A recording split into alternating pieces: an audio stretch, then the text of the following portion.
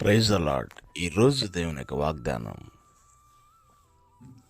రాజులందరూ అతనికి నమస్కారము చేసెదరు, అన్యజనులందరూ అతనిని సేవించెదరు. కీర్తనలు 72వ కీర్తన 11వ చరణం. ప్రియులరా, మనం ఆరాధిస్తున్న దేవాతి దేవుడు రాజులకు రాజును, ప్రభువులకు ప్రభువును, సర్వాధికారి అయిన దేవాతి దేవుడిని మనం ఆరాధిస్తున్నాం.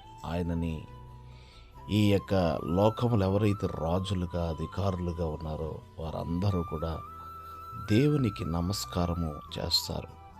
క్రీస్తు నెరగని వారిని లేదా అన్యజనులందరూ కూడా ఆయనని మనసారా సేవిస్తారు.